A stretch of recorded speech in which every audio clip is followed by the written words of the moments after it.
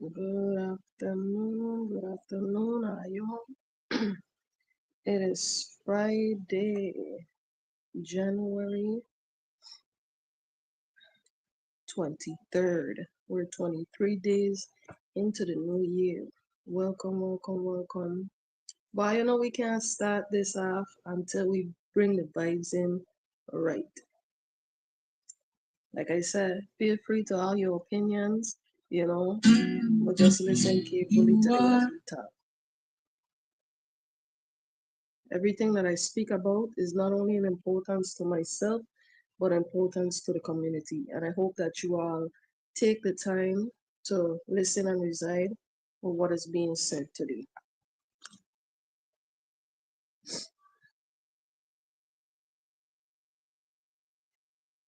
I am okay. I know I have to make sure I get my intro out there. You are a beautiful soul. Before we even begin, I want you all to sit down and take the time. Just take one step at a time to understand the environment that we're in. In everything, God is in control. Just take one step at a time.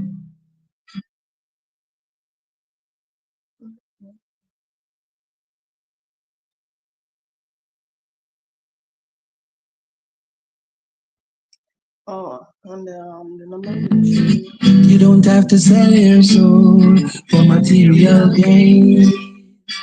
It will be rough sometimes. God made it that way.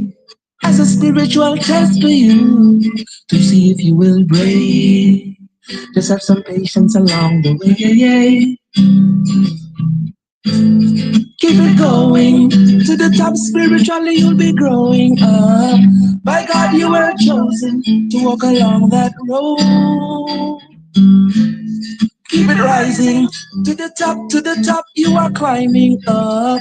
Success comes with timing and realizing that you are a beautiful soul.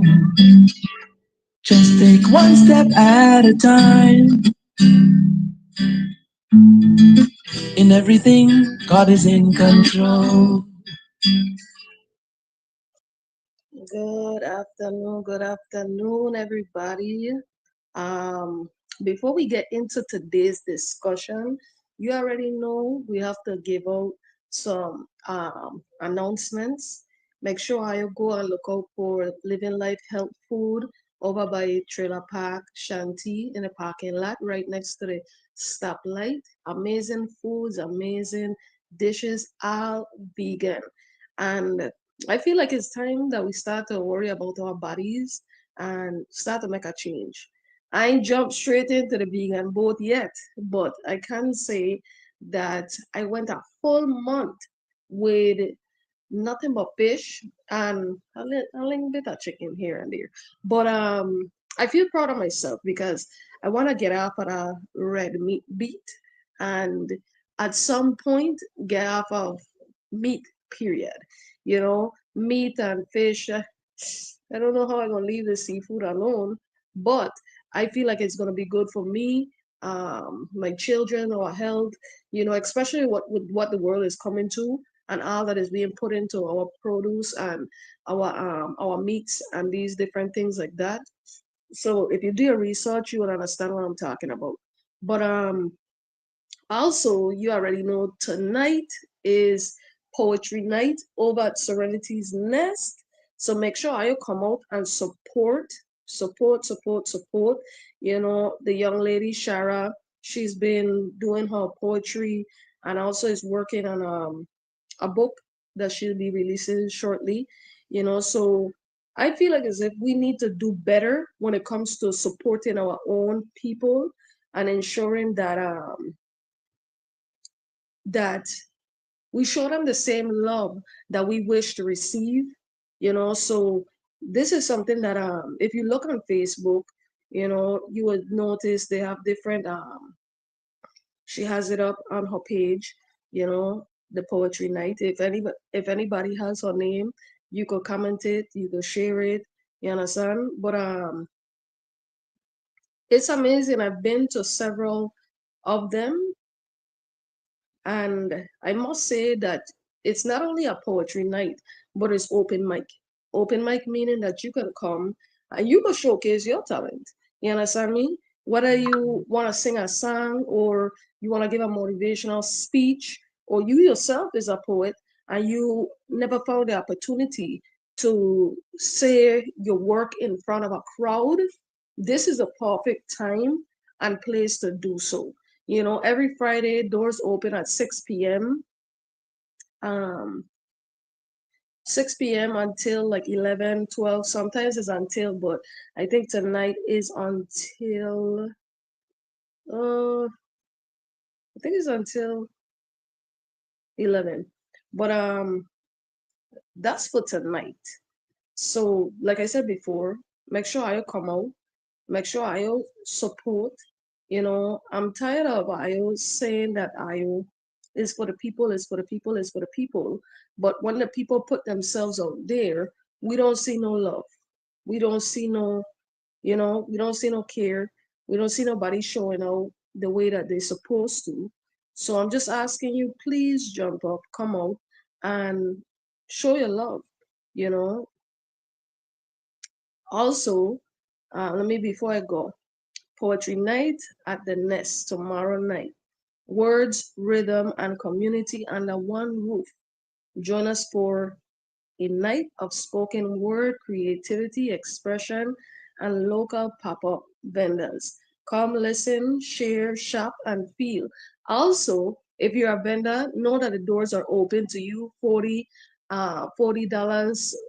and and up if you want a spot, depending on what you're bringing or whatever the case may be. Just get in contact with Serenity's Nest via Facebook or myself, and I could be able to get a word out for you. But that is an amazing opportunity for you to be able to come and show your work, show what you have to offer, sell your products. You never know. Somebody might be looking for you or looking for something like what you offer. Even so, your foods, if you sell food, come out and show your talent, show the people what you have to offer. You understand me? And big up to Serenity's Nest for making six. I can believe that. Listen, listen, listen. So February 6th, 2026. I hear that there, right? Serenity Nest is making six. It's going to be the sixth anniversary and Bob Marley's Art Strong celebration. Make sure you come out. That'll be Friday, February 6th, 2026. A celebration of life. Join us in celebration of both Bob Marley's Earth Strong and Serenity's Nest 6th anniversary. Fully stocked bar, fully stocked live bar. Make sure I tip Naya, our amazing bartender. Also, mixed drinks, beers, and wines, you name it. If you want to throw back a beer and listen, you know, uh, I'll stop it. If you want to throw back a beer and sit down and relax and embrace the amazing scenery as the Nestor said, recharge your energy, which is good energy. Well, guess what? This is the place. And if beer's in your thing like me, you could get a mixed drink or you could get a wine, um, you name it. And I got to say, one thing about them is amazing, amazing, amazing customer service. If you don't want to move from your chair, you could order your drink and they'll come to you. They'll bring it to you, So, and then food on sale and also natural drinks. I don't keep telling you about these drinks. I don't had cucumber juice, something I never thought that I would have had before. You understand me? And then I had um oh Lord, golden apple, I think it was. Then I also had the green tambran, which was amazing. Big up to Will and Stephanie for always holding it down. And also big up to Lang Cuisines, they don't come out and show out. You know, when land cuisines come out, they're coming out with shrimp, lobster, veggie, chicken, pate, you name it. You understand me? And also, I get a hot sauce there if you know you want a little zing to your thing. Them make sure. Listen.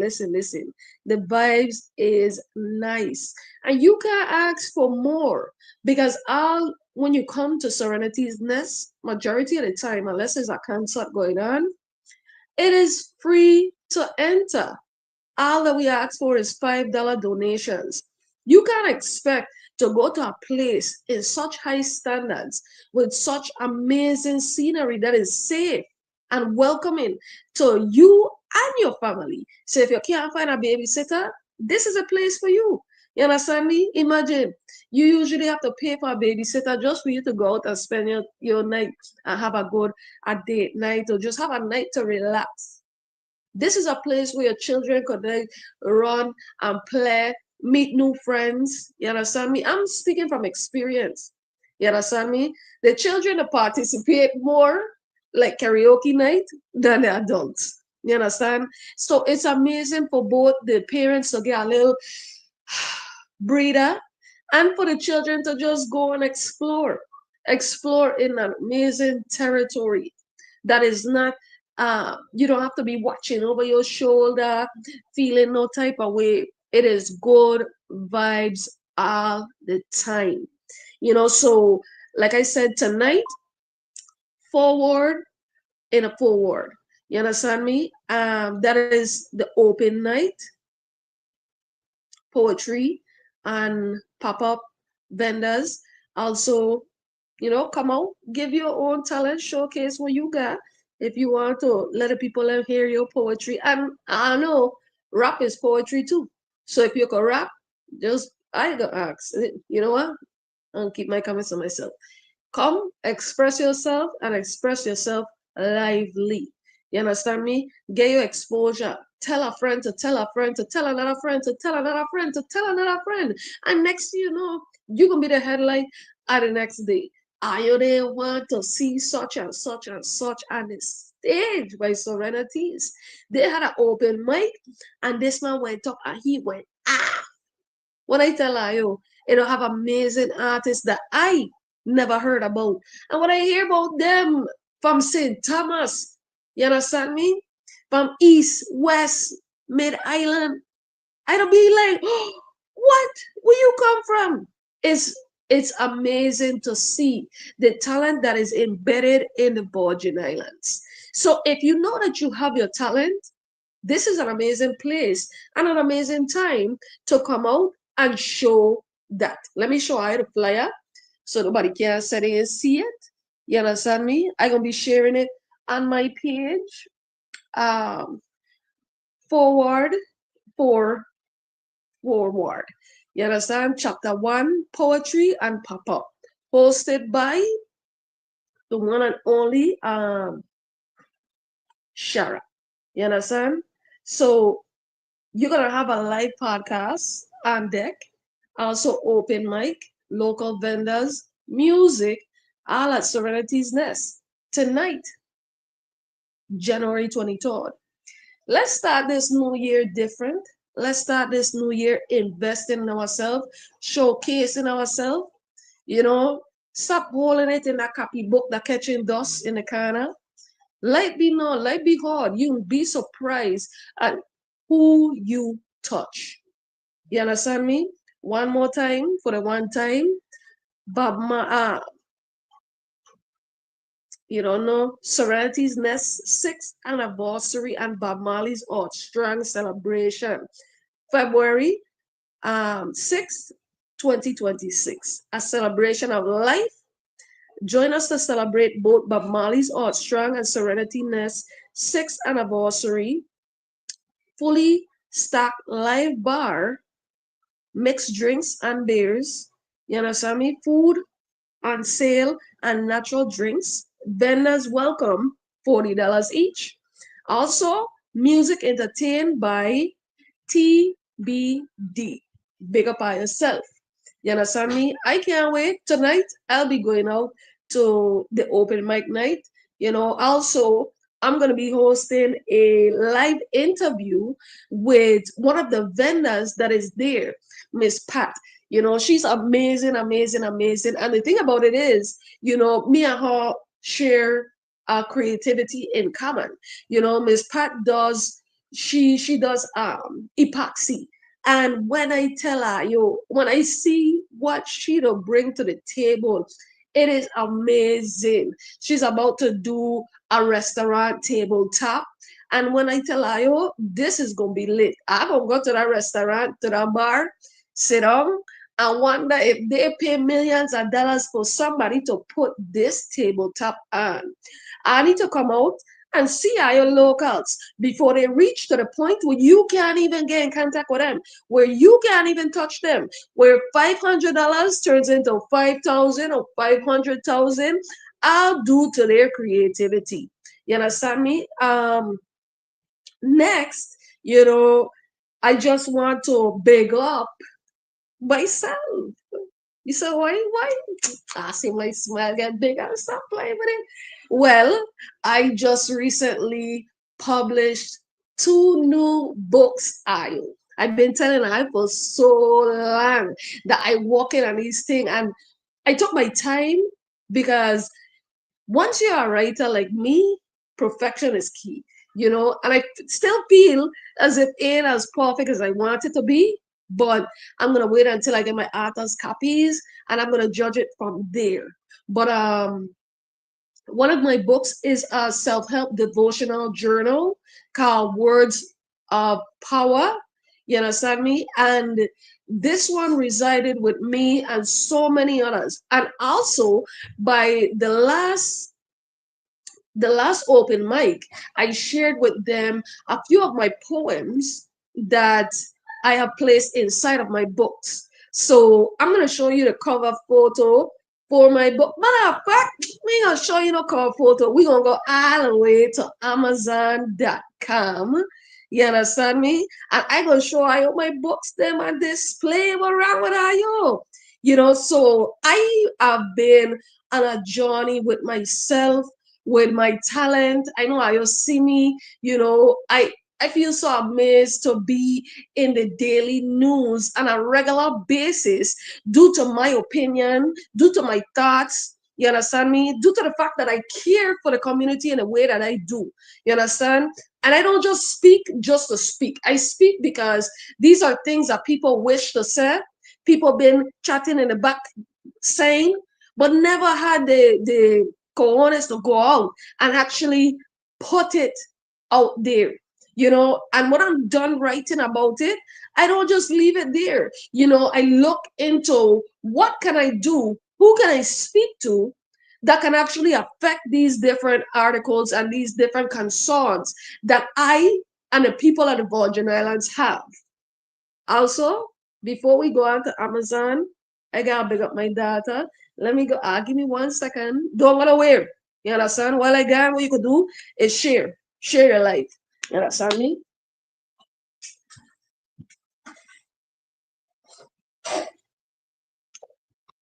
That wasn't long, right? That wasn't long at all.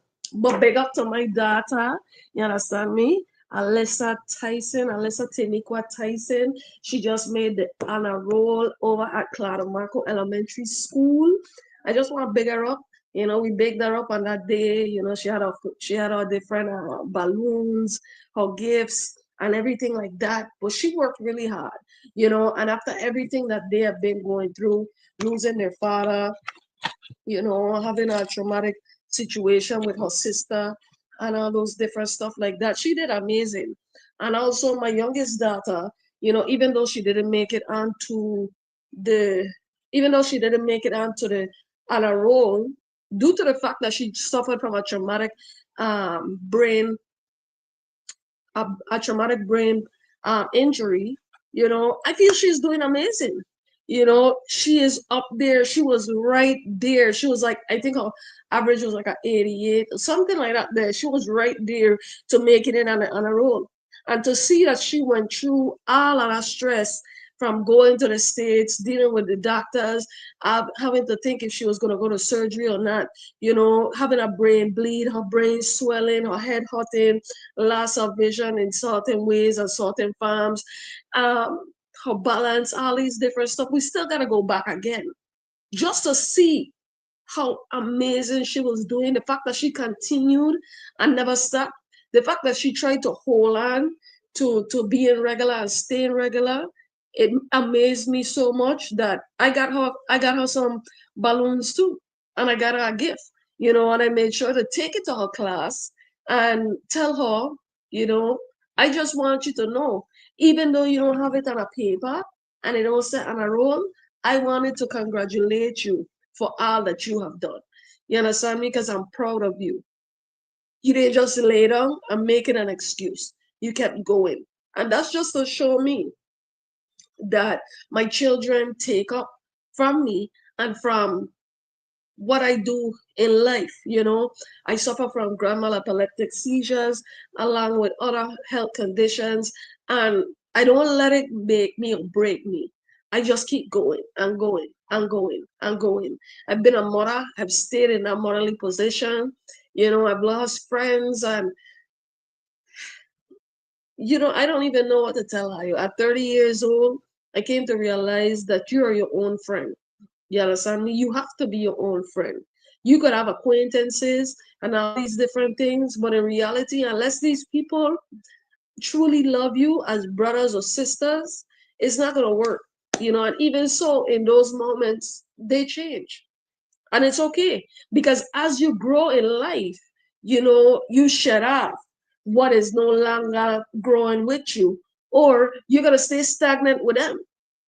And I want to big up my best friend, Krista. She's Crystal in the States. She's doing amazing things. You know, she has started to do what do you call, she does taxes, credits, she sells houses. uh Listen, the list goes on and on and on. I'm so proud of her, and I just wanted to continue doing what she's doing. But let's get into today. Oh, I told her we're going to Amazon, right? So let's make sure we get to Amazon and get to it properly. I get a few things in my cart that I'm gonna be buying, but like I said, I just want to big up myself for publishing my books. And if you want, you can find them on Amazon. One is Words Have Power, and the other one is When It's All Said and Done. That is a memoir of my life and the different things I've been through. Um, but it means a lot to me. And I'm still not done. I still have more to come. Right now, this is how the layout looks. I'm so excited, Ayo. I don't even understand. I'm totally, totally, totally excited. This is a zoom in on the when it's all said and done. I just want to make sure that I took my time, and it took a lot of courage to put myself out there in the ways that I have so many years now. This is my other one, Words Have Power, self-help devotional self-help journal. And like I said, I'm really proud of all that I've done. This is how the layout look. I was asking my fiance if I should put a background in white, but I like the orange, that color there. I kind of bring it out, give it a little life. You know, um, I'm gonna be coming out with a book of poetries. Because with my writing, while I'm writing, I get inspired with different poems that I don't want to just have or say or just put it out there. I want to be able to document it and make a book about it. Good afternoon, Mary. How you doing? So well, like I said, I'm really, really, really proud of myself and all that I've done.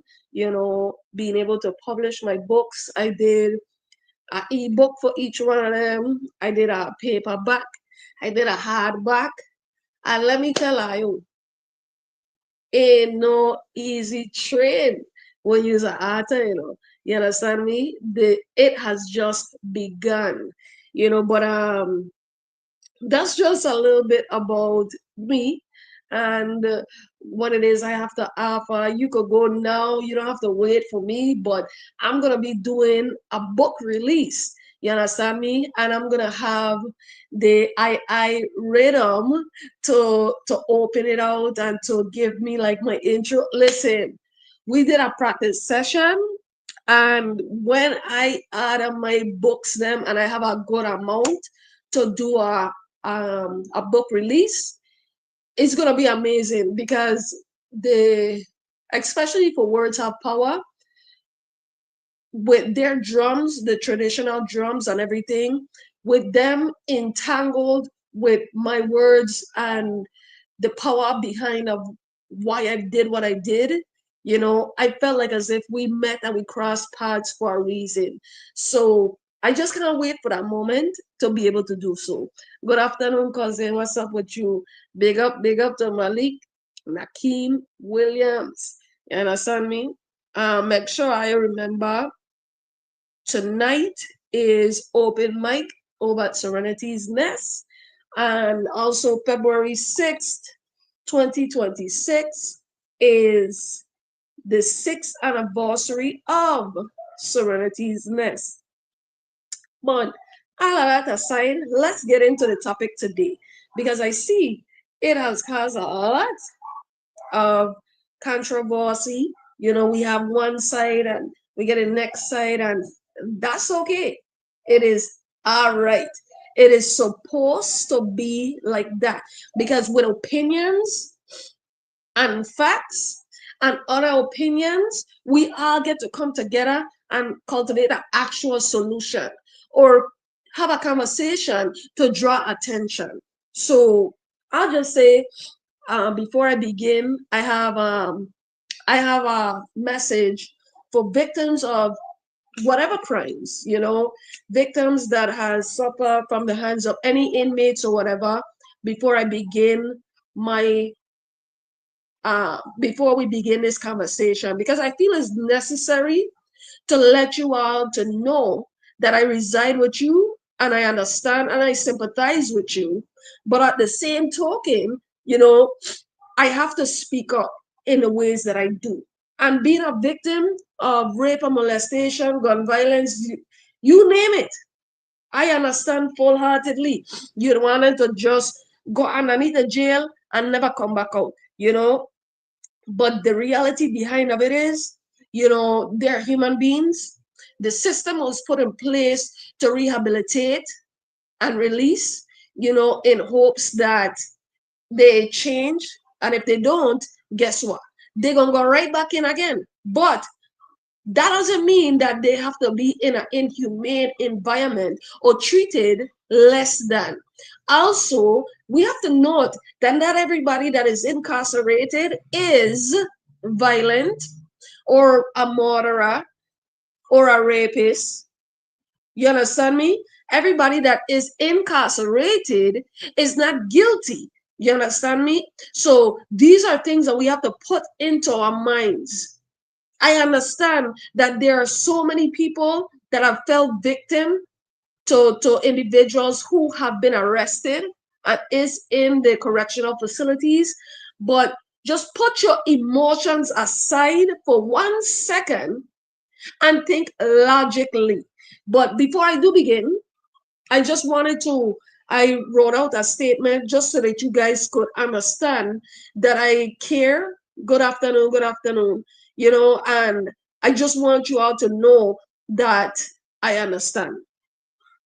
To the victims of crimes and their families, I want to state clearly and without hesitation, your pain is real, your voices matter, and your experiences are not being ignored or dismissed. I understand that many of the opinions surrounding incarceration, sentencing, and inmate treatments are shaped by very real trauma, loss, and fear. Those feelings are valid and they deserve respect. At the same time, it is important to speak an honest and complete truth. Not all inmates are guilty, not all are violent, and every incarcerated person is still a human being whose life and whose family lives matter. Justice cannot exist without accountability, but accountability must never come at the cost of inhumanity, of humanity. The correctional system was not created solely to punish or warehouse people away from society. It was designed to protect the public while also rehabilitating those who can return to society better than they entered it. When rehabilitation fails, when mental health is ignored, when family connections are severed, and when people are treated as disposable, we create more harm, not less. Communities are made safer by trauma layer, not on top of trauma. Children do not heal when parents are erased from their lives. Victims do not find justice in a system that produces despair instead of change. Recognize that humanity of inmates does not minimize the suffering of victims. In fact, a system that truly rehabilitates, one that addresses behavior, accountability, mental health, and reintegration is the system most likely to prevent future victims from ever existing. We can hold space for victims and demand humane, effective corrections. These are not opposing values, they are deeply connected. Justice must be strong enough to protect the innocent, fair enough to correct the wrongdoings, and compassionate enough to recognize that healing a society requires more than punishment alone. All while I say this, I know that a lot of you have your own emotions and you have your thoughts and your opinions. And guess what? All of that is open too. So now I made a an article in regards to this matter. Out of sight, out of support. The true cost of sending Virgin Islands inmates to Mississippi. For years, the government of the Virgin Islands, the US Virgin Islands, has justified transferring inmates to the mainland prisons, particularly in Mississippi and Virginia, as a necessary cost saving measure. On paper, the numbers appear compelling. Housing an inmate locally costs the territory approximately $320 per day, while off island facilities charge closer to $100 or $110 per day. Faced with aging facility staffing shortages and budget constraints, policymakers have leaned on these figures to defend a practice that now affects hundreds of Virgin Islanders. But budget do not tell the full story. While the daily price tag may be lower, the true cost of off island incarceration is far higher, paid not just in dollars, but in broken families, deteriorating mental health, weakened rehabilitation outcomes, and long term damage to the territory's social and physical infrastructure. This is not simply a corrections issue. It is a community crisis. Savings on paper, losses in real life. The argument of transferring inmates off island rests almost entirely on per day costs compromisations. Yet those figures fail to capture hidden expenses that continue to burden the territory.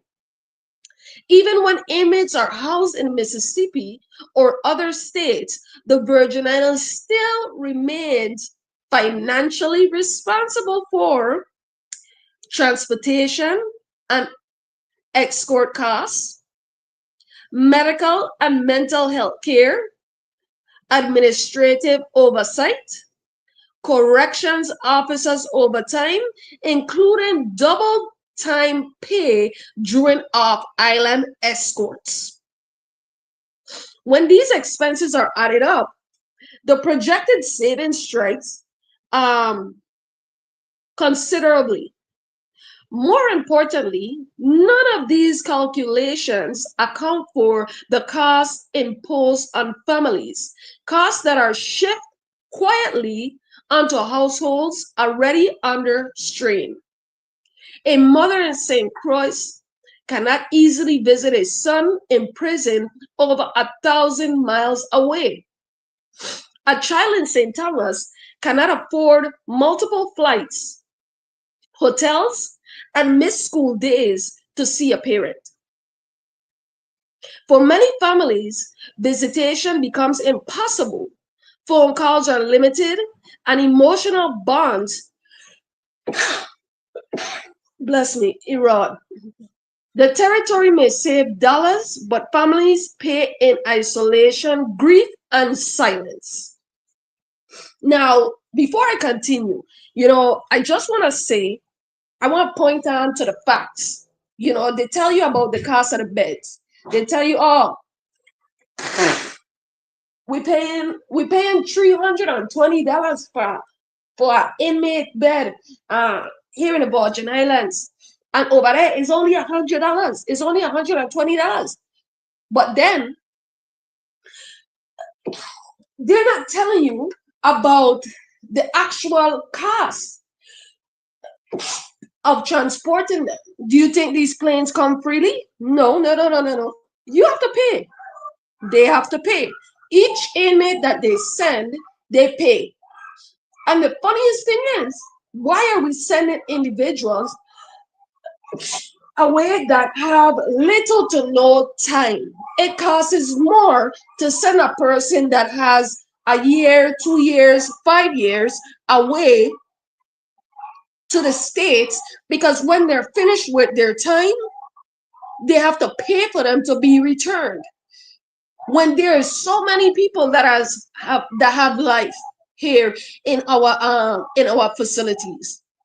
Secondly, like I stated, and these are all facts. These are nothing that I'm making up. These are all facts that were researched.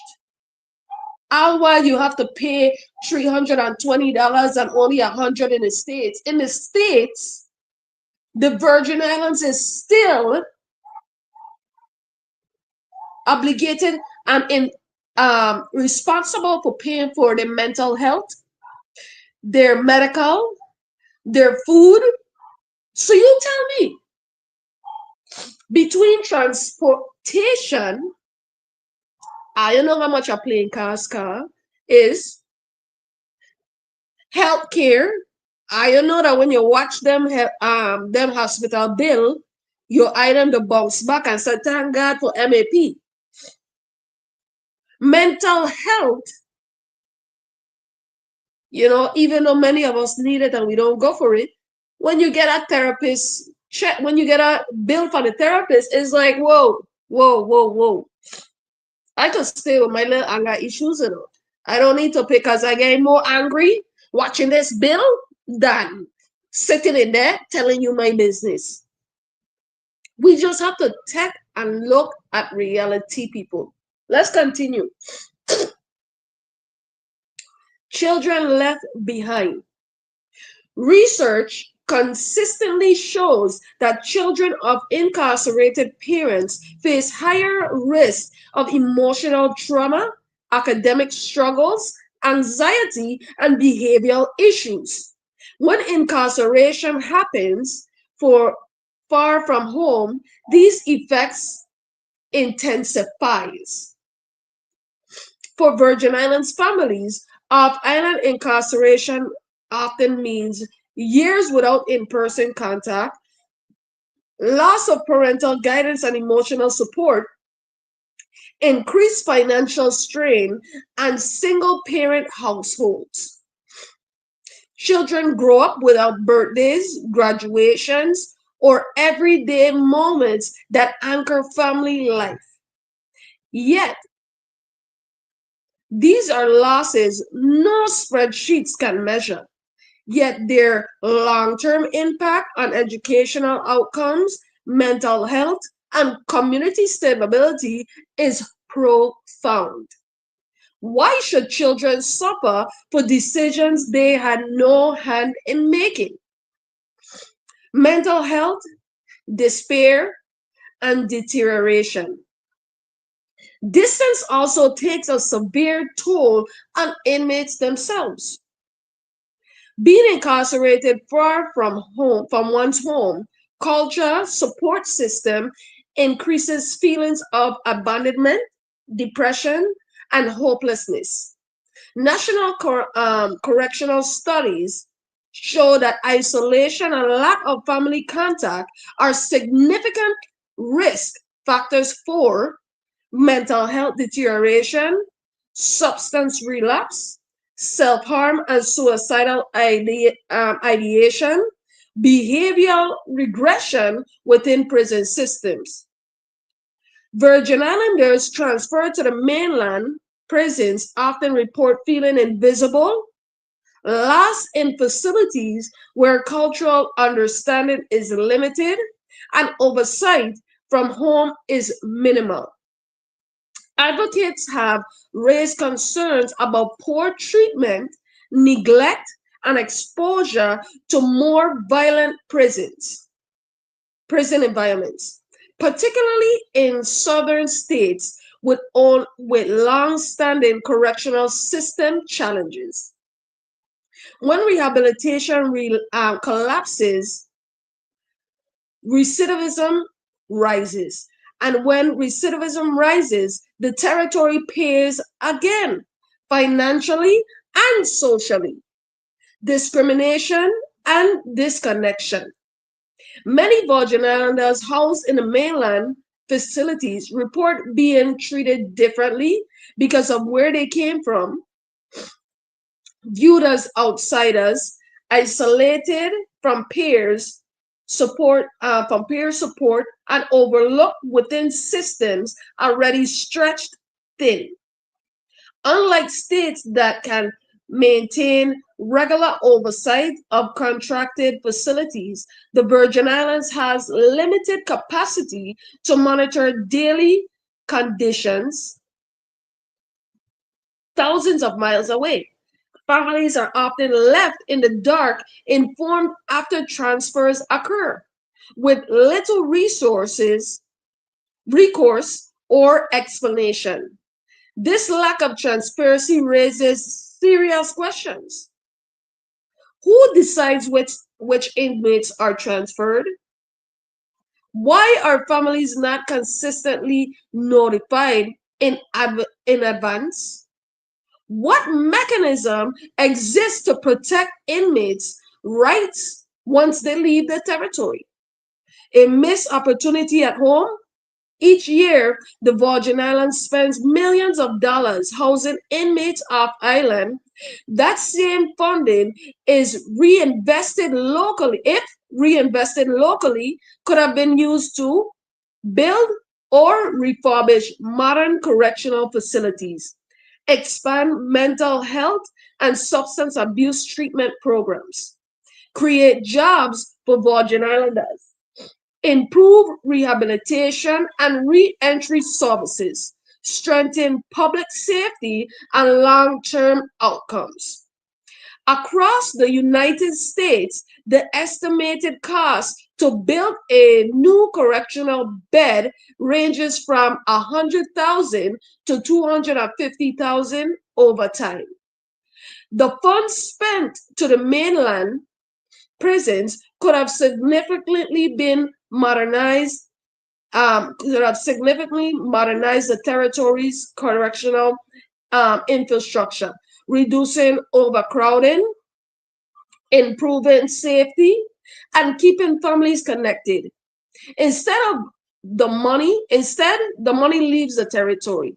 So do our people. Who is making these decisions and who bears the consequences? This policy did not emerge in a vacuum. It is the result of years of deferred maintenance,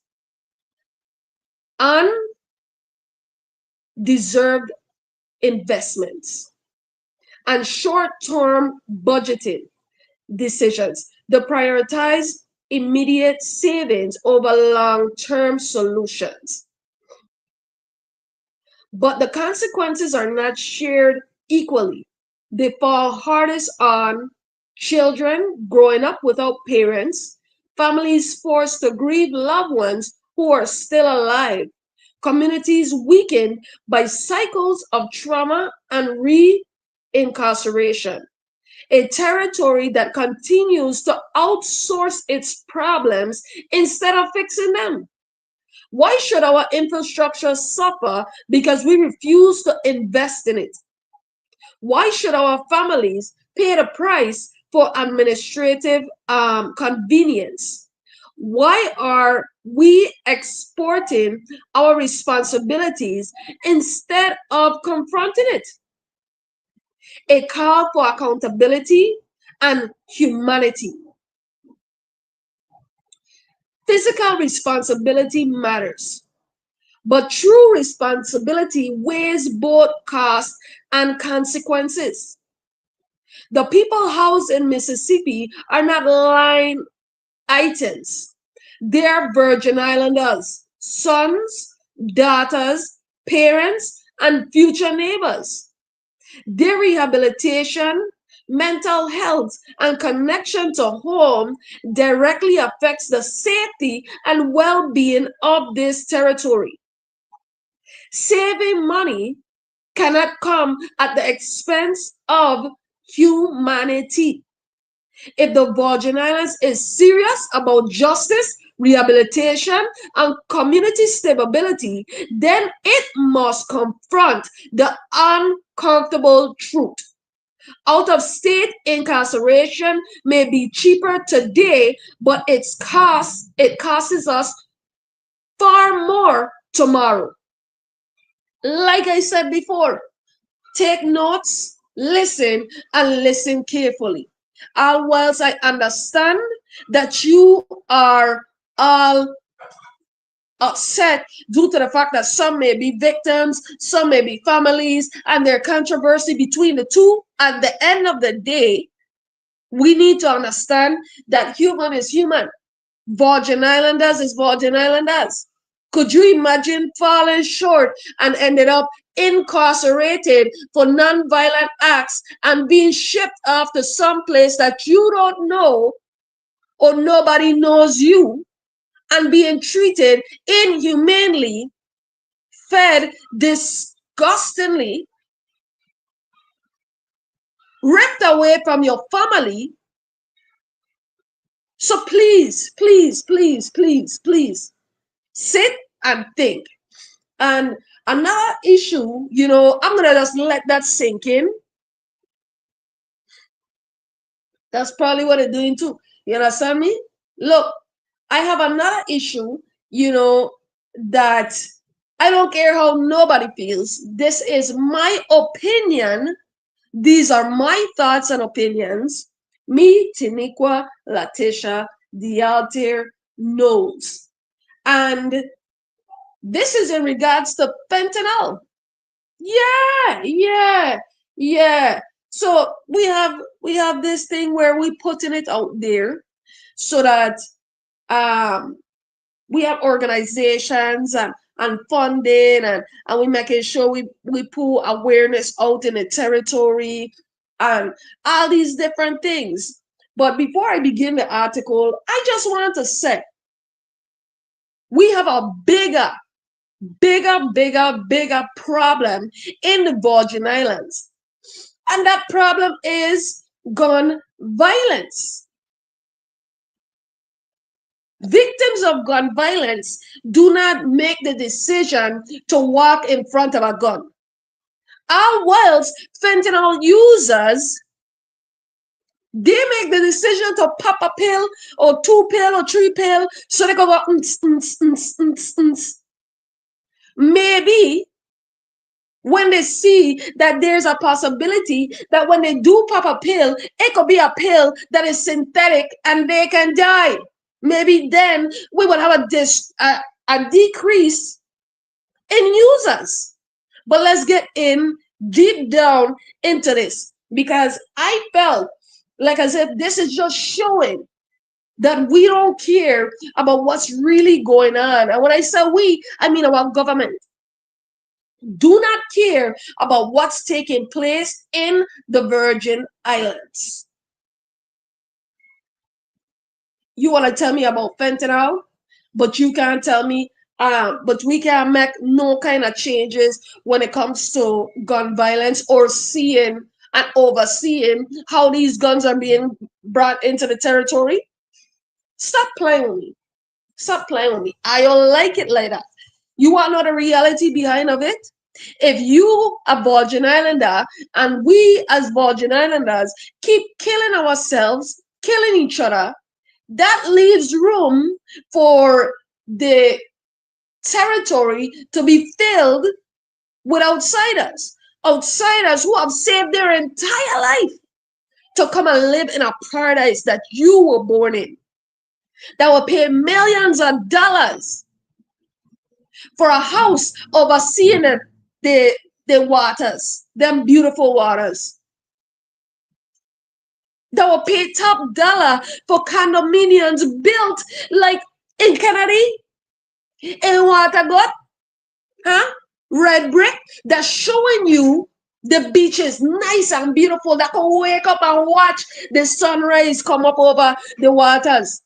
I need to understand ourselves and understand the plan behind of all that is taking place in these Virgin Islands. My money, your money is no money to them. They want Jeffrey Epstein's. You understand me?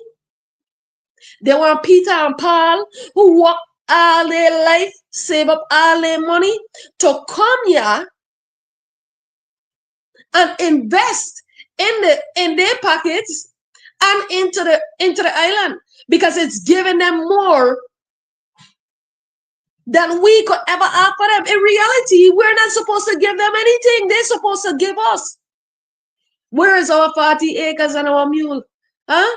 Everybody to laugh after it, but it is the truth. Go ahead and kill yourself. Go ahead and kill that boy over there. Because when Allah are dead, or when Allah leave, we have an empty, beautiful paradise welcoming to millionaires. Huh? Look at how many cruise ships comes here on a daily basis. They just coming here just because it's a part of the trip. They're coming because this is a paradise. That somebody the wait all their life just to experience. So let's get into this. Fentanyl prevention matters, but gun violence is the crisis devastating the Virgin Islands. The Drug Enforcement Administration Caribbean Division has launched the Fentanyl Free USVI initiative, a program framed as a comprehensive enforcement and public education effort aimed at protecting lives across the U.S. Virgin Islands. Officials describe fentanyl as the most lethal drug threatening threat facing the United States, emphasizing that the need for vigilance, awareness, and coordination with local partners. There is no question that fentanyl is dangerous and deadly across the United States. Synthetic opioids continue to drive tens of thousands of overdose deaths each year. And even a single loss of a life in the Virgin Islands is a tragedy. Local health leaders have stressed the importance of Narcan training, schools outreach, and prevention, and those efforts deserve recognition. For fentanyl related deaths recently confirmed, four fentanyl related deaths were recently confirmed on St. Croix. Severe as reminders that this drug can and does reach our shores. So that is something that we should know. But while I acknowledge and I support the initiative, I also can't ignore the hard truth. The level of urgency, coordination, and national attention is rarely applied to the issues that are actually killing the most Virgin Islanders. What's that? Guns, gun violence, preventable deaths, murders, and the ongoing public safety failures that affect us every single day. Gun violence takes more lives in the US VI, yet receives less action. Drug overdoses in the US VI are rare and isolated compared to the United States mainland. Meanwhile, gun violence has become a constant reality here. In 2023, the Virgin Islands recorded 37 deaths, murders. Let me scratch that word. In deaths, murders. One of the highest homicide rates under the U.S. Jurisdiction. By mid 2025, in the middle of it, the territory had already seen over 20 homicides, showing no downward trend. Most killings involve illegal firearms, many of which are trafficked through weak points in the inspection and enforcement. Honest lives, from teens to mothers in their homes, have been taken in incidents that barely make headlines anymore. On our 84 square mile island, violence is not something people choose nor something caused by a bad batch. No one willingly stands in front of a gun. These deaths shatter families, traumatize children, and destabilizes communities. Yet, where is the federal level initiative for gun violence free USVI? Where are the community alerts, the education campaigns, the emergency task force? Where is the same public awareness energy we now see with fentanyl? We cannot pretend the problem is invisible simply because it disappropriately affects urban neighborhoods or young Black men. Selective care is a real issue. When victims of violence are seen as statistics, urgency disappears. We need real prevention, not just against drugs, but against death. If the DEA can commit to aggressively targeting cartels to stop fentanyl from entering the territory, then we should also be demanding full inspections of all shipping containers entering the USVI, because guns don't fall from the sky either. Accountability for licensed gun owners illegally reselling parts or ammunitions, territory-wide violence prevention initiatives, better surveillances in infrastructure, including cameras in high-risk areas, faster, reliable police response time, investments in mental health and homeless support, but of which contribution but of which contribute to the community instability. The truth is simple. Guns have taken far more lives in the USBI than fentanyl ever has or likely ever will. Yet every time another person is murdered, it feels like just another day in the Virgin Islands. No press conferences, no emergency initiatives, no national attention, but two or three fentanyl overdoses. Suddenly the territory is in crisis. Why? Because drug crisis affect the entire United States, while our gun violence appears to affect only us and only certain communities within us. The human cost of ignoring what hurts us most, it may sound harsh, but drug users choose to use. Let me repeat it. The human cost of ignoring what hurts us most, it may sound harsh, but drug users choose to use. And the recent overdose may make many reconsider their choices. But victims of gun violence don't get that choice. They are ambushed, caught in crossfire, hit by stray bullets, or targeted by weapons that never should have reached this island in the first place. Let me say this. If every shooter experienced a lethal malfunction after firing a gun, the way drug users risk fatal overdose, maybe this epidemic would end quickly. But real life doesn't work that way. That's why prevention must come from leadership, not just on drugs, not just during press release, but on issues that kill the most Virgin Islanders. We need protection. We need protection too, not just awareness campaigns. Where is our protection on this small island?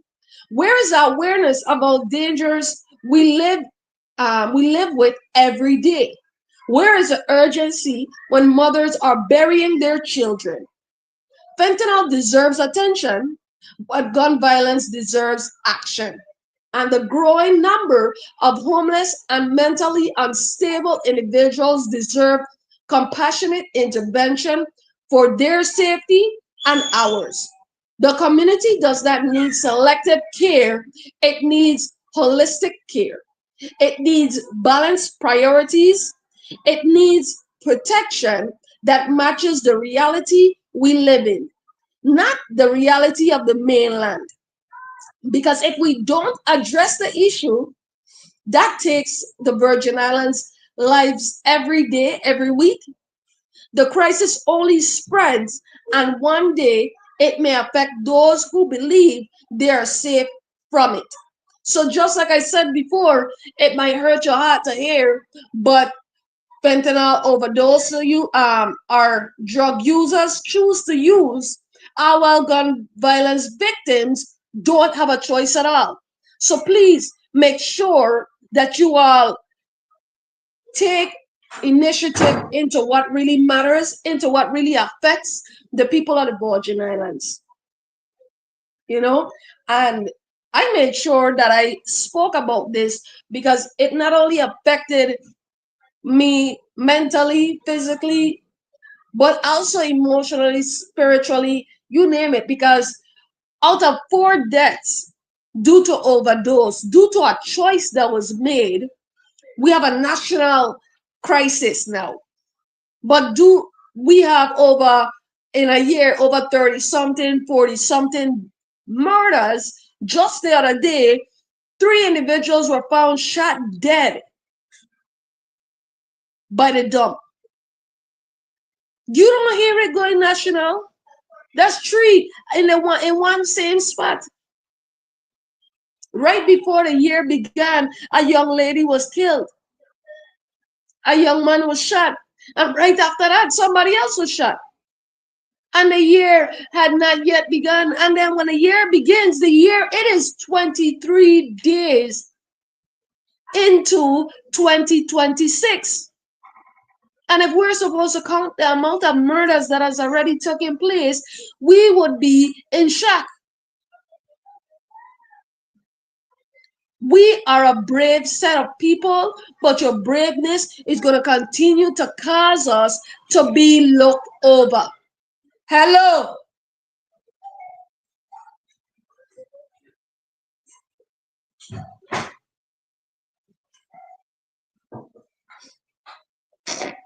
Now, I made an article and I posted it. I sent it to the Daily News as well. You know, I want to appreciate it, and it's much needed. You know, we need to start focusing on what really matters rather than the little insufficient things. You know, 7 new ambulances, but nowhere to take the sick. By yours truly, Tiniqua Knowles. The Virgin Islands Fire and Emergency Management Services recently expanded its ambulance fleet by 7 new specialized vehicles, marking the first major addition to the territory's emergency medical transport system in nearly a decade. Let's stop right here.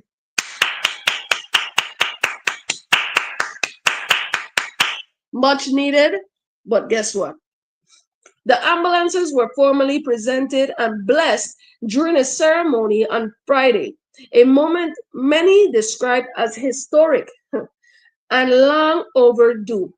3 of the ambulances have been assigned to the St. Croix district, while 4 will serve St. Thomas and St. John, one designated specifically for St. John. According to the VIFEMS, officials, the new vehicles are designed to withstand the demanding terrains and unique conditions of the Virgin Islands, and especially important factors of for district like St. Thomas. Leslie Evelyn, Assistant Director of Emergency Medical Services, described the expansion as a major step forward, stating that the development directly strengthens fleet reliability, expands operational coverages, and improves systems readiness across the territory. The VIFEMS anticipates the ambulances will reduce downtime, improve response times, and ensure greater services um, continuity. Director Stevens emphasized how desperately needed this investment was, reminding attendees that the last time the territory received a new ambulance was in 2017. That vehicle, she noted, has accumulated close to or more than 100,000 miles. An aging fleet, coupled with growing demand, has long been on one of VIFEM's greatest challenges.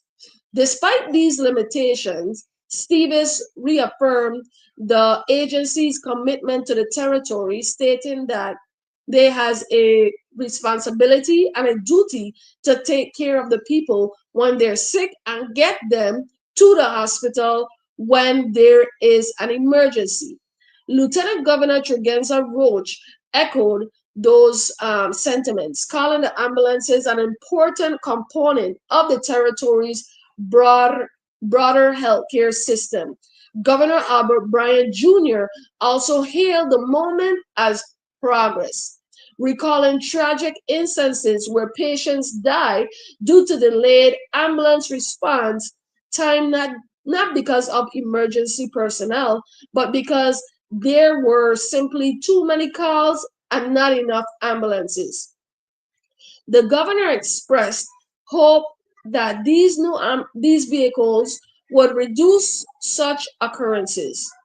Apostle Barnes offered a blessing before the ceremonial ribbon cutting concluded the event. While the addition of 7 ambulances sounds like a victory on paper, the reality on the ground raises a far more troubling question. Where are these patients being taken to? It is deeply concerning, if not outright alarming, to celebrate expanded emergency transport while primary hospital infrastructure remains dysfunctional. Chronic staffing shortages, insufficient medical equipment, aging facilities, deteriorating structures, continuing to plague the territory's healthcare system. Ambulances can only do so much if the destination is a hospital unable to properly treat the patient arriving at its doors. Emergency response does not end at transport. Faster ambulances mean little if patients face overcrowded emergency rooms, limited specialists, long wait times, or unavailable equipment once they arrive. In fact, without addressing these systematic hospital failures, increased ambulance capacity may actually place greater strain on an already overburdened system. This is why celebrations like these feel performative rather than practical. Pra- Progress cannot be selective. Healthcare is a system, not a single purchase. Investing in ambulances without equally prioritizing functionality is like improving the speed of delivery while ignoring whether the package can be opened. If the Virgin Islands had fully staffed, properly equipped, and structural sounded hospital systems, these 7 ambulances would be cause for genuine excitement. But under current conditions, they highlight a disconnect between public display of progress and lived reality of patients and healthcare workers. Our people deserve more than optics. They deserve a healthcare system that works from the moment help is called to the moment care is delivered. Until that happens, new ambulance alone will not fix what is fundamentally broken. Like I said before, Ayo, we need to start to actually look into things than just accepting what is being said. It sounds beautiful, it sounds amazing, but in reality, it is just a puppy show. It is just performative. People are leaving an office and they want to make themselves look good. So guess what? They're gonna do stunts like this.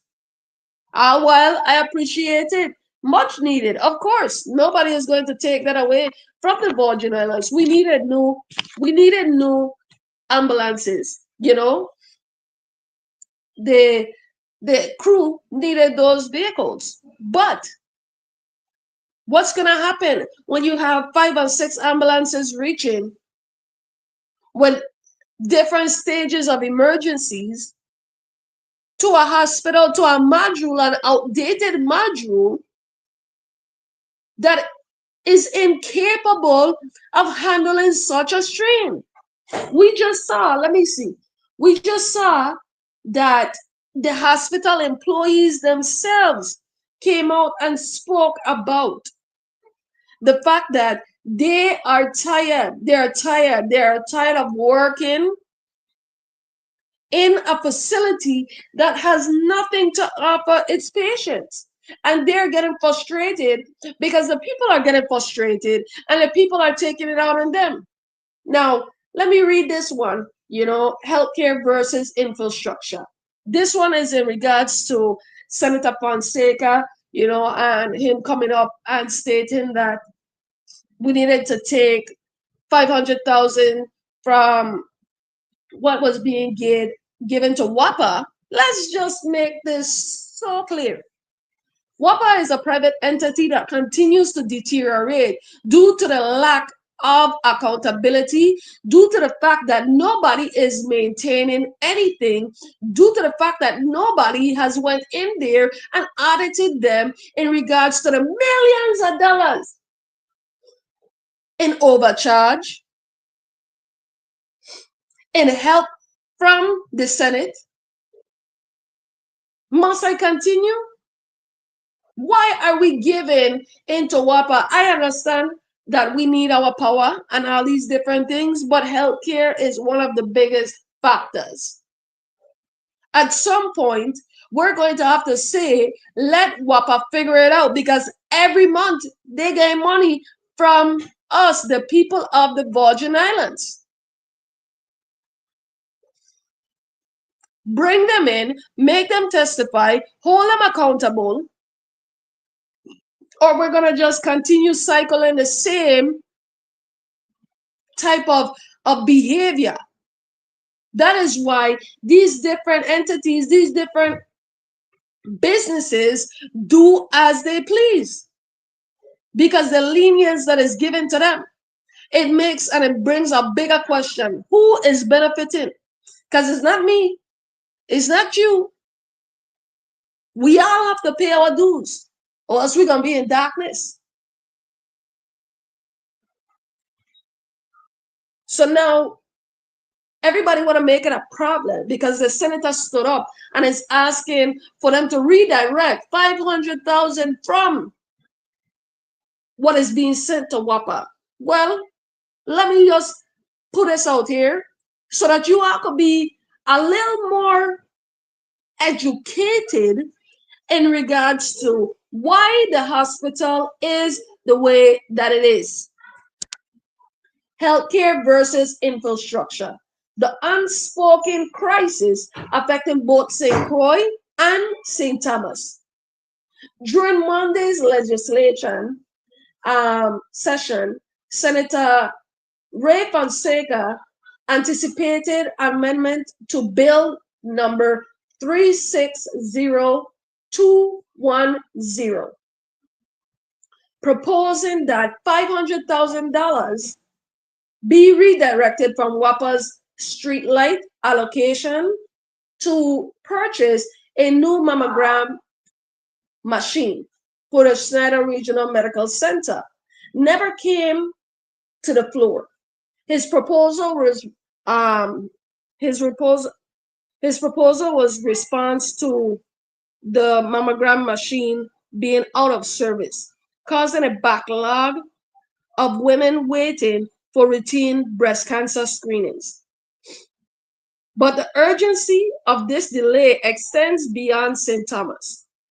On St. Croix, the Wang F. Louis Hospital faces similar challenges: aging equipment, long wait times, understaffed departments, and constant struggle to maintain essential medical services. Throughout, the amendments centered on the Snyder Regional Hospital Center, the broader issue affects both islands. Hospitals which have been stretched thin under financial pressure, outdated equipment, and chronic delays in government reimbursement. Legislators reject amendment, but the real issue runs deeper.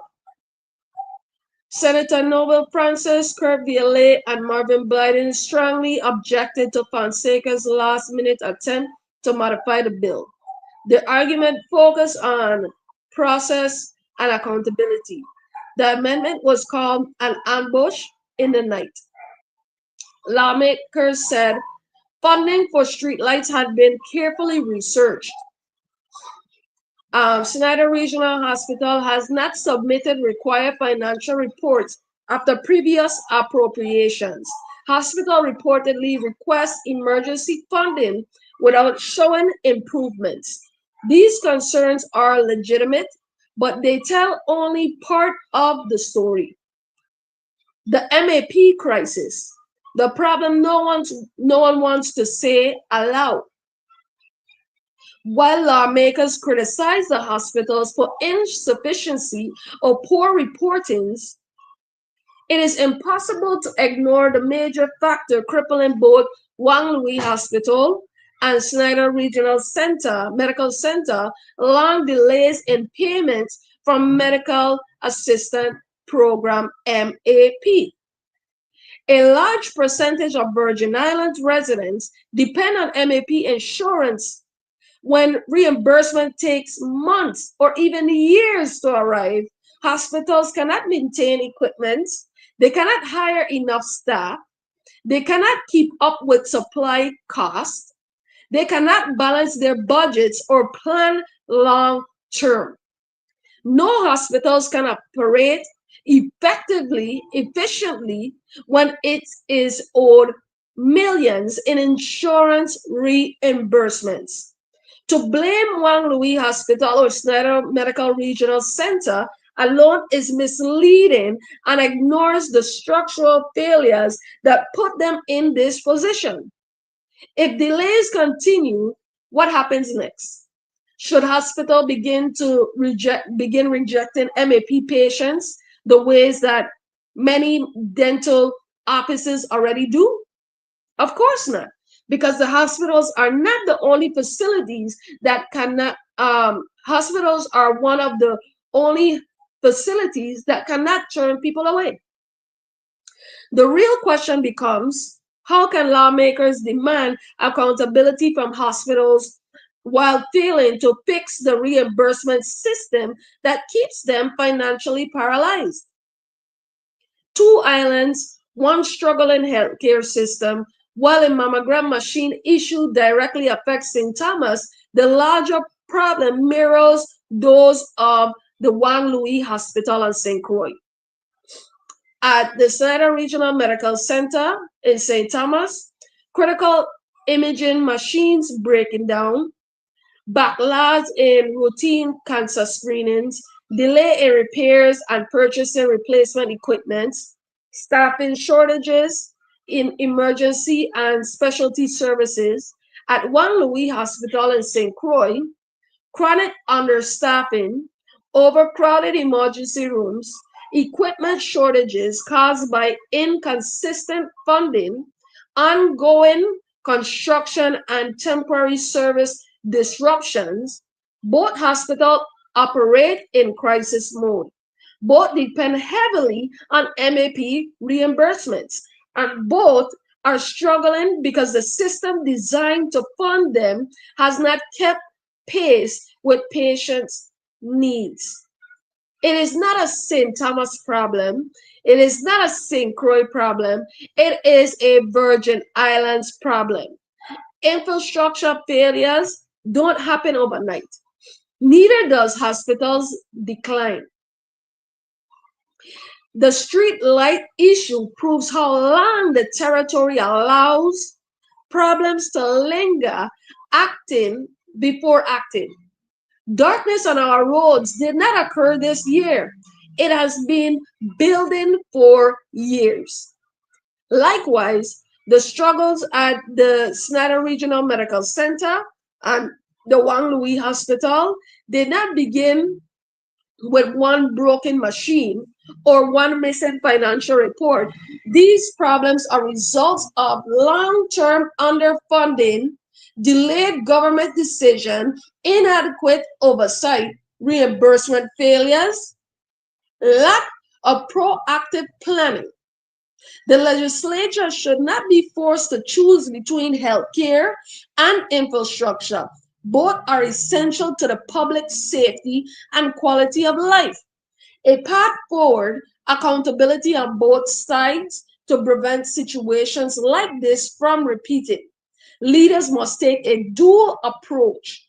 Hospitals must submit detailed, timely financial reports track spending with clear documentation, communicate equipment needs before systems fail, improve initial billing and collections where possible.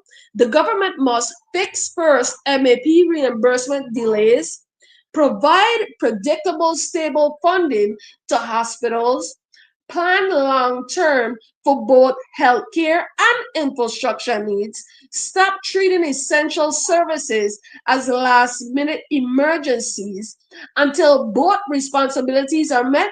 St. Croix and St. Thomas will continue facing the same crisis.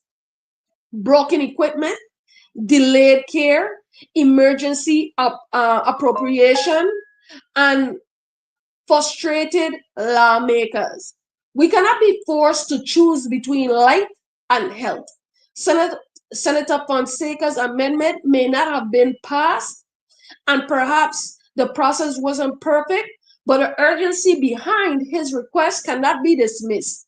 Women waiting for cancer screenings cannot afford delays. Patients on both islands cannot rely on hospitals that operate without stable funding, and the territory cannot continue to choose between fixing the roads or caring for the sick. Both St. Croix and St. Thomas deserve better planning, better funding, better health care, and better governance. We cannot wait for another machine to break, another bill to stall, or another emergency to arise. The time to fix the system for both islands is now.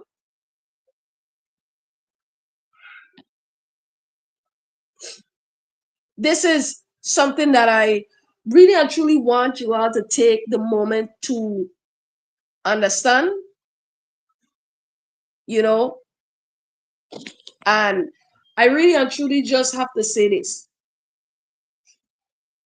before I close and go to handle dealing with everybody. But we don't often want to hear the truth behind reality. We want to hear what we want to hear what is beneficial to us, you know. So this is something that I really and truly want you guys to take note of, and understand before we sit and play the blame game. Note that we all been living here. We all know what's been happening here. The Virgin Islands has been in crisis mode for donkey years. You understand me? And until we stop playing as if we don't know, you know, and until we start to prioritize ourselves, it's gonna just continue, you know, it's just gonna continue on the same route that it's on right now. In regards to our inmates being shipped away, I really want them to stop and think about the effects that it has not only on the inmates but the families of those, you understand me, and have compassion. You know, I suggest that you all who are feeling these things, write to the board, write to the commissioner, write to the warden, write to the states, especially when you have families that are here suffering, you are utilizing what your husband or your wife was making to help with the cost of living or help with the children or just the children's emotional state of mind.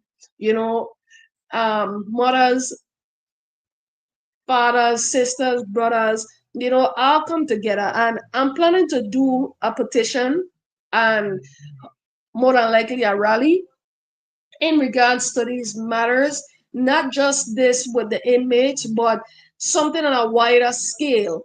And I want Ayo, who I saw how I could come out, just like how I came out for a Juve, I would do it just like that, you know. I would petition and do a rally that would turn I would turn it into a Juve.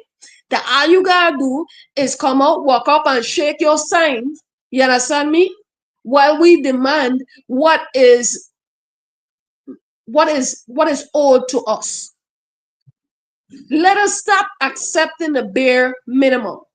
When we start to make these changes, we would have more breaks, more leave time to breathe rather than just once a year. I love you all and I thank you all for always joining me. And for those of you who follow me on Facebook, look into my page, the Virgin Islands Unfiltered.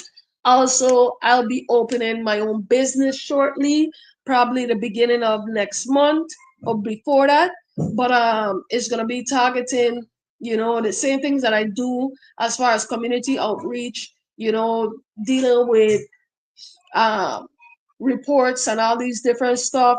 Also supporting nonprofit organizations and the youth STEM and all these different stuff. So um, look out for me. Also, remember, look up on Facebook. Either you could type in my name, Tiniqua Knowles, or not Facebook, Amazon, and look into my books.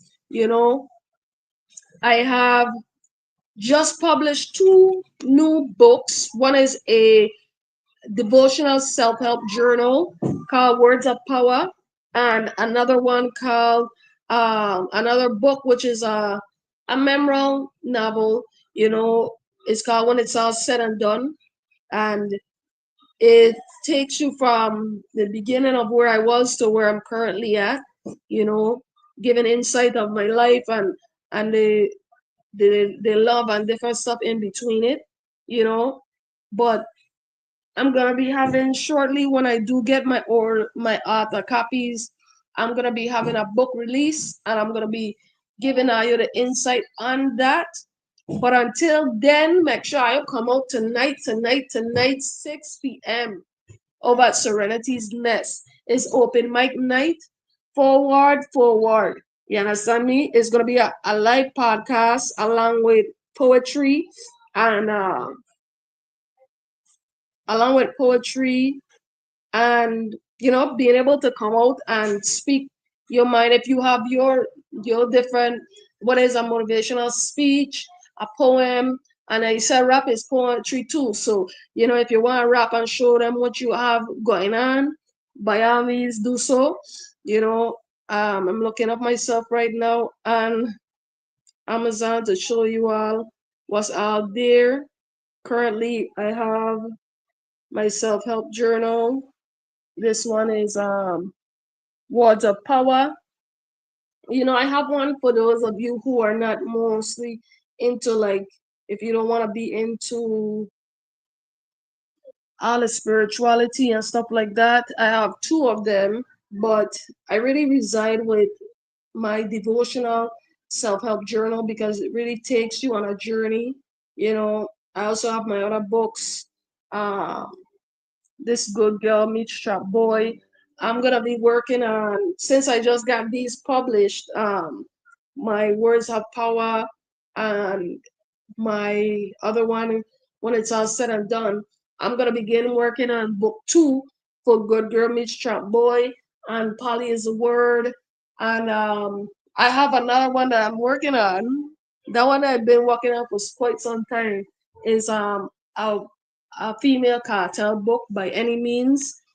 So I'm gonna go back in and start to push myself to just keep pushing out my books then. And also, due to the fact that I'm older, I'm a mother, and all these different stuff, I want to write to be able to help inspire and to help guide young women and young men, in life as far as decision makings and all these different stuff. So a lot of what I'm going to be writing is going to have meaning behind of it. So I thank you all for joining me today. It was amazing being able to talk to you and look into the newspaper for my upcoming articles. Soon I'm going to start selling my articles. So different news entities that are looking into that, I'll be emailing you. And I have so much going for me, I can't even mention it. Big up to all my people them, big up to Positive.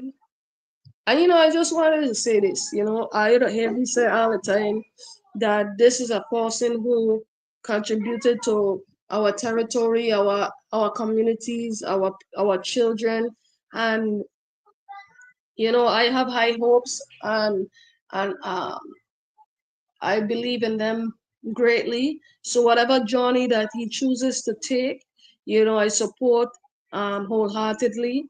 I support you all and everything that you do.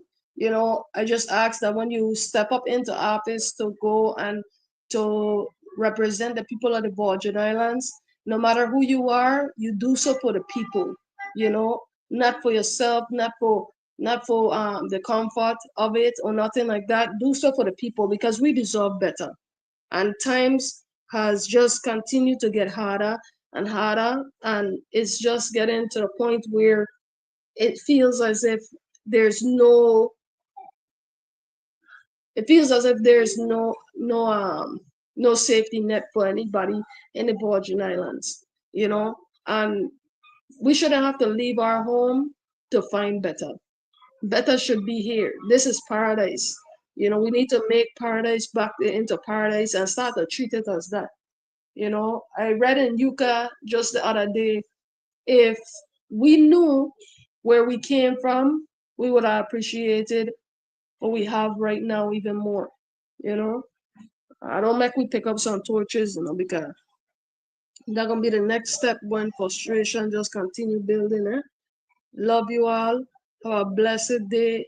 It is January 23rd, 23 days into the month. I don't come out here to sit down and joke and talk and none of that. I come in here to give you actual factual details to talk about what really matters. Because I could come here and use this time to sit down and joke and sit down to talk about me and sit down to just push all kind of weird news. But I don't believe in that. I believe in giving you, no matter if I get backlash from anybody, I believe in giving factual, meaningful details and um, thoughts and emotions and opinions. And I believe in giving you all a voice when because you never had one before. Not selective care, care that goes all around. Even if it doesn't matter to me, but it matters to you, I want to hear about it. Inbox me. Tell me what's your concerns. Let me invest in it. Let me investigate it. You understand me? And let's go from there. Um, Everybody else builds their credibility from all kinds of other stuff. Being funny, being fun, having the best music, or whatever the case may be. But my credibility is going to be for always standing up for myself and the people of the Virgin Islands. At the end of the day, I'm a Virgin Islander, born and raised, both parents Virgin Islanders. My children are Virgin Islanders, born and raised, and they deserve a better future, and a better life than I had. I don't want them to be worrying about WAPA. I don't want them to have to be worrying about the healthcare system. What's the point in running for office or having a voice if you don't make no changes? You know, the way that you make a change is not the way that you view the world.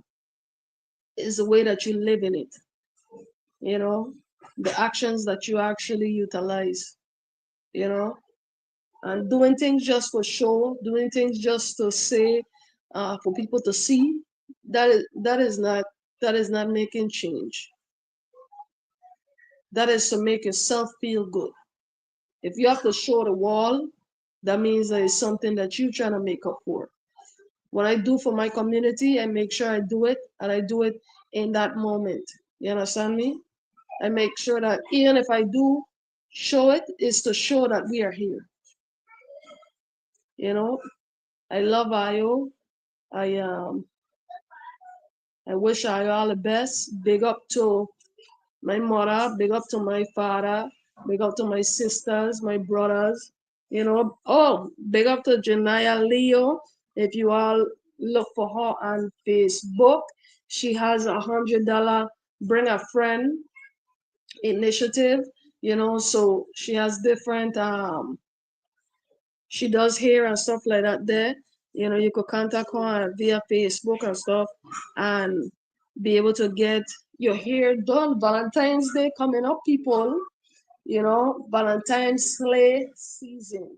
Bring a friend special, $100 each. Medium, not less braids, um, mid back length, kid style available. Knotless braids, small would be $180, medium 150, large 120, retwist is 40, retwist plus style 60. I don't feel like as if you could go bad right there. Add-ons, if you need the hair and edge control, that's $30 added on. Wash and detangle and blow dry, that's $30 addition.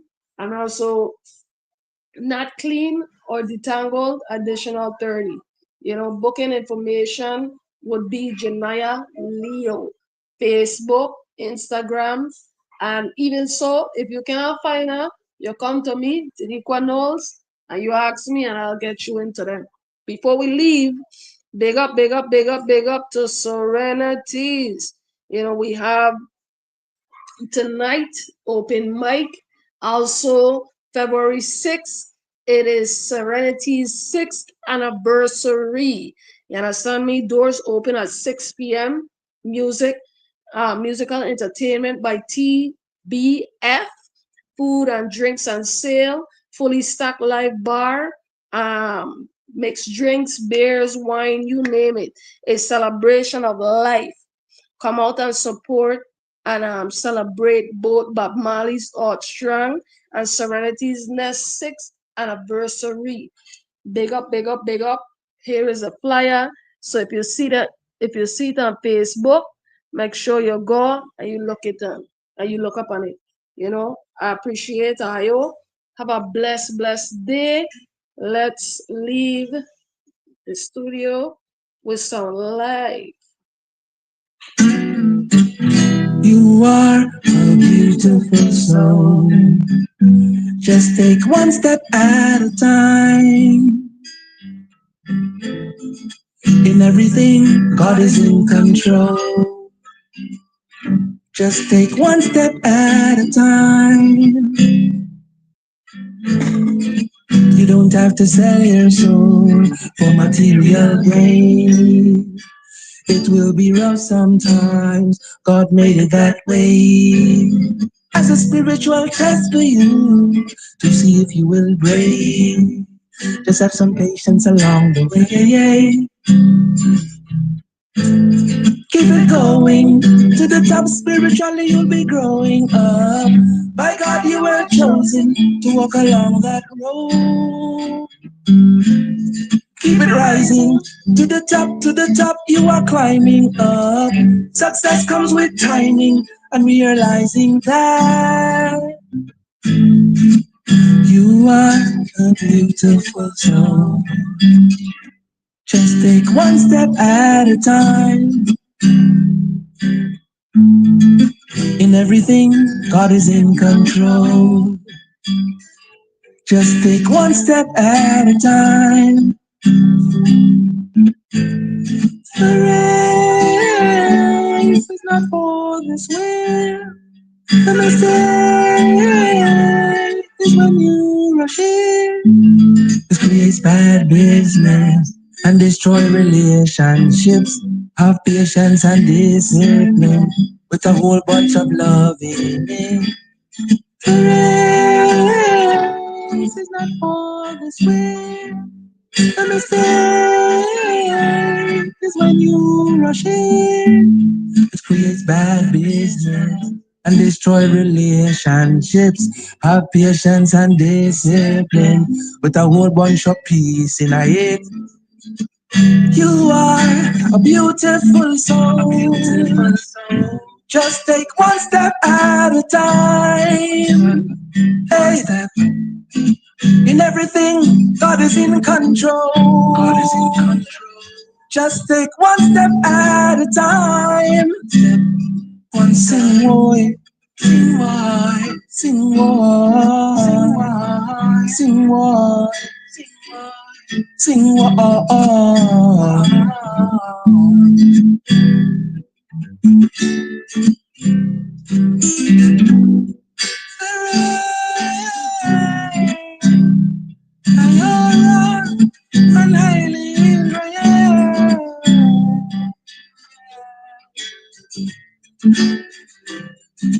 Rastafari, one love to the whole world, majesty.